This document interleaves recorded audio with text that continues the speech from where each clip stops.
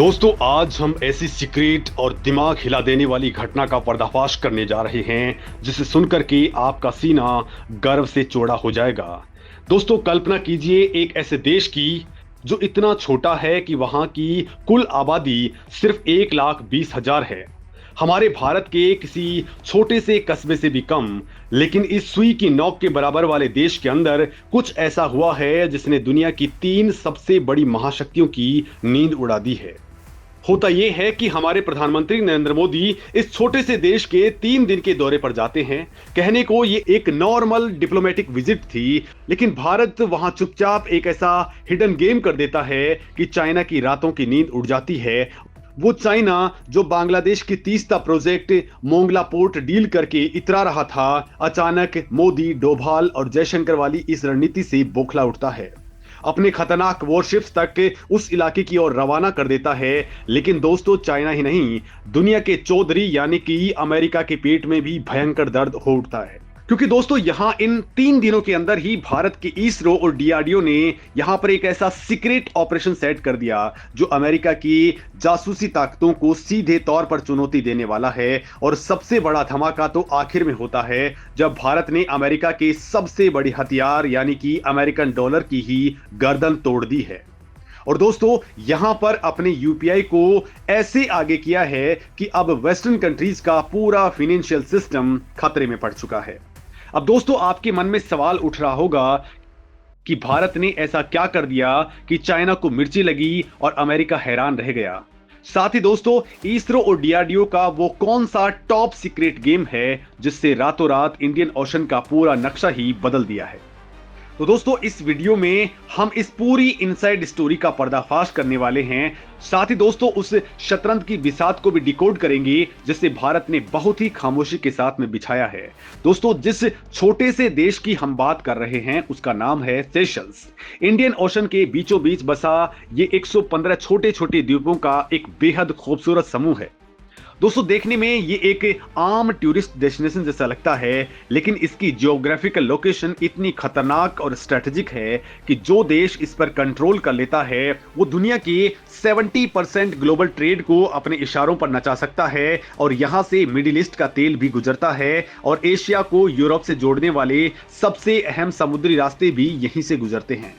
दोस्तों, हाल ही के अंदर भारत के प्रधानमंत्री मोदी ने इस देश का 3 दिन का बेहद अहम दौरा किया है। कहने को तो ये एक नॉर्मल डिप्लोमेटिक विजिट थी, लेकिन डिप्लोमेसी में जो सामने दिखता है असली खेल उससे कहीं ज्यादा गहरा होता है।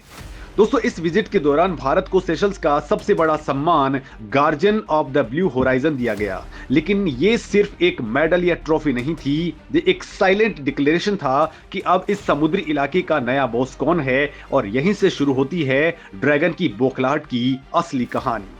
दोस्तों, अब ध्यान से समझिए क्योंकि यहीं पर पूरा गेम पलटता है। चाइना पिछले 15 सालों से भारत को समंदर के अंदर घेरने के लिए एक बहुत ही खतरनाक स्ट्रेटेजी पर काम कर रहा था जिसे दुनिया स्ट्रिंग ऑफ पर्ल्स के नाम से जानती है।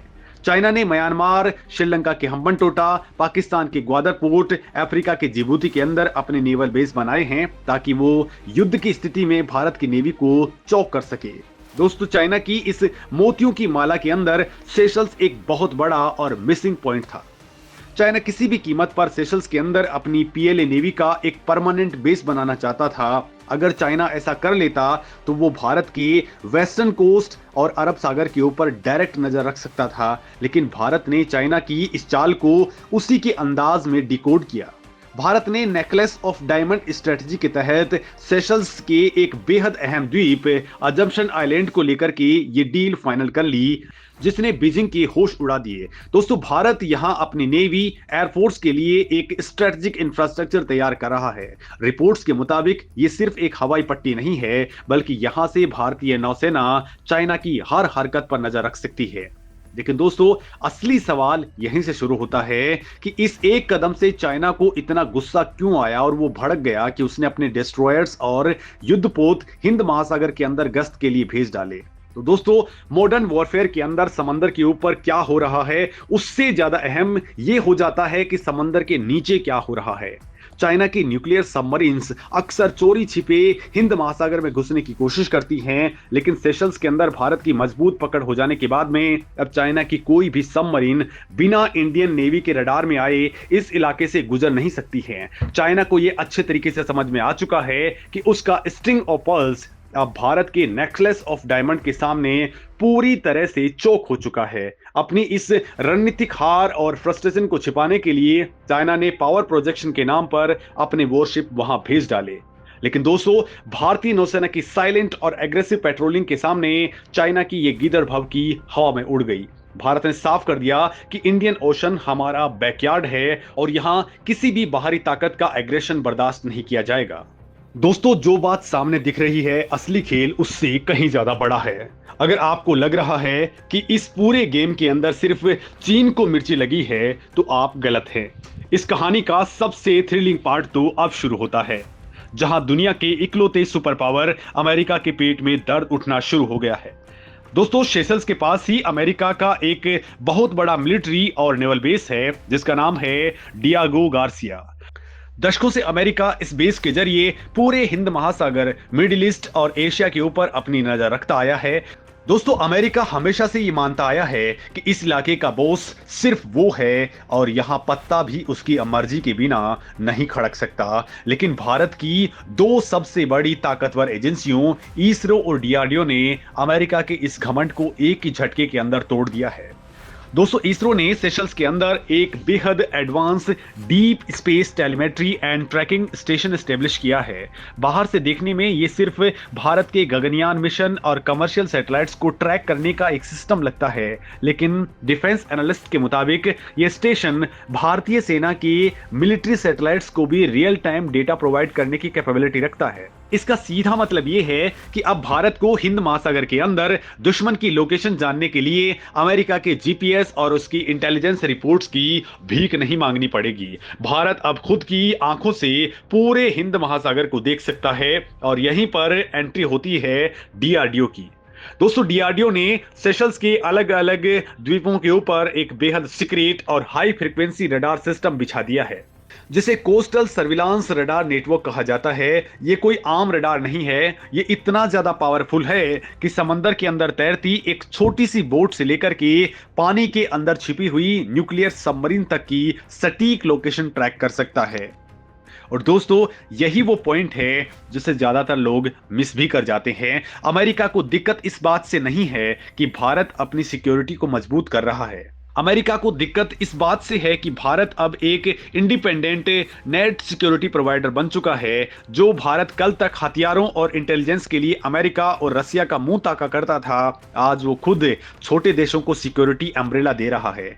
वॉशिंगटन के रणनीतिकारों को ये बात पच नहीं रही कि भारत उनकी परछाई से बाहर निकल करके एक ऑटोनोमस पावर बन चुका है। दोस्तों, अमेरिका का डियागो गार्सिया बेस अब भारत के रडार्स की नजर से अछूता नहीं है। ग्लोबल पावर बैलेंस के अंदर इसे एक बहुत बड़ा शिफ्ट माना जा रहा है, जहां भारत ने बिना कोई गोली चलाए अमेरिका के इंटेलिजेंस नेटवर्क को सीधा चैलेंज कर दिया है। लेकिन दोस्तों, कहानी यहीं खत्म नहीं हुई है। मिलिट्री और इंटेलिजेंस तो सिर्फ एक पहलू हैं। दुनिया में असली राज वो करता है जिसके पास में पैसा होता है और जो दुनिया के फाइनेंशियल सिस्टम को कंट्रोल करता है। और यहीं पर भारत ने अमेरिका की उस दुखती रग के ऊपर सबसे करारी चोट की है जिसका दर्द वॉशिंगटन से लेकर के न्यूयॉर्क तक महसूस किया जा रहा है। दोस्तों, अमेरिका का सबसे बड़ा और सबसे खतरनाक हथियार कोई न्यूक्लियर मिसाइल या फिर एयरक्राफ्ट कैरियर नहीं है। अमेरिका का सबसे बड़ा वेपन है अमेरिकी डॉलर और उसका स्विफ्ट सिस्टम। दोस्तों, दुनिया का लगभग 80% ट्रेड डॉलर में होता है। अमेरिका जब चाहे जिस देश पर चाहे सैंक्शंस लगा करके उसकी इकोनॉमी को रातों रात तबाह कर सकता है। उसने ईरान और रसिया के साथ में यही किया है। लेकिन पीएम मोदी ने सेशल्स की धरती से एक ऐसा डिजिटल ब्रह्मास्त्र लॉन्च किया है जिसने डॉलर के इस गुरूर को चकनाचूर कर दिया है। दोस्तों, भारत ने सेशल्स के अंदर अपने यूनिफाइड पेमेंट्स इंटरफेस यानी कि यूपीआई और रुपे कार्ड को पूरी तरह से ऑपरेशनल कर दिया है। अब आप सोचेंगे कि एक छोटे से देश के अंदर यूपीआई चलने से अमेरिका को क्या फर्क पड़ता है, तो दोस्तों यहीं पर इकोनॉमी का सबसे बड़ा सीक्रेट छुपा हुआ है।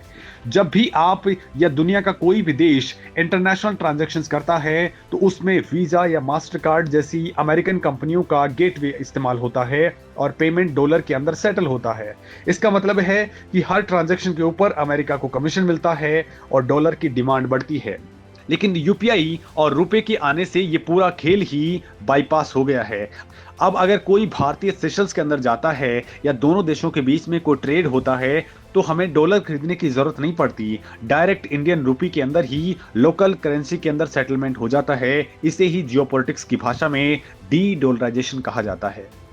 दोस्तों भारत ने सेशल्स के जरिए पूरे अफ्रीकन कॉन्टिनेंट और इंडियन ओशन रीजन को एक बड़ा मैसेज दिया है। दोस्तों यह एक टेस्ट केस है। अगर सेशल्स के अंदर यूपीआई का ये मॉडल 100% सक्सेसफुल रहता है, जो कि हो भी रहा है, तो आसपास के दर्जनों देश इसी सिस्टम को अपनाएंगे।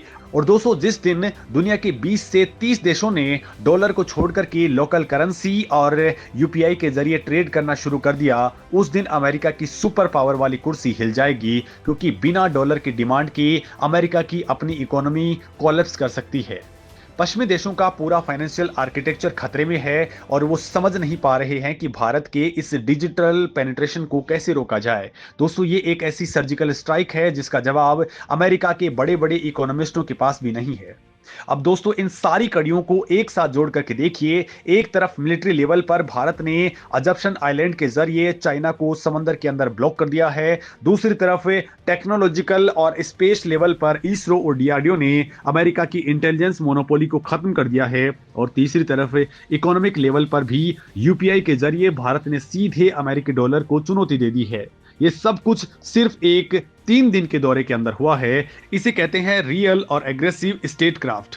दोस्तों एक वक्त था जब भारत की विदेश नीति सिर्फ नॉन अलाइनमेंट और बचाव की मुद्रा में रहा करती थी। हम दुनिया से सिर्फ ये कहते थे कि हम पर हमला मत करो, लेकिन आज का भारत डिफेंसिव नहीं बल्कि प्रोएक्टिव है। आज हम वहां जाकर के अपना बेस बना रहे हैं जहां से दुश्मन हम पर नजर रखने की सोच रहा था। दोस्तों ये कोई हवाई बात नहीं है। अगर आप ग्लोबल थिंक टैंक्स और फॉरेन मीडिया की रिपोर्ट्स को पढ़ेंगे तो आपको समझ में आ जाएगा कि भारत के इस कदम से इंटरनेशनल कम्युनिटी कितनी हैरान है। दोस्तों चाइनीज स्टेट मीडिया के अंदर इस बात को लेकर के खुलेआम फ्रस्ट्रेशन देखा जा रहा है कि भारत उनके बेल्ट एंड रोड इनिशिएटिव को समंदर में काउंटर कर रहा है। वहीं वेस्टर्न कंट्रीज इस बात से परेशान है कि भारत अपने स्ट्रेटेजिक ऑटोनॉमी को लेकर के इतना जिद्दी क्यों होता जा रहा है।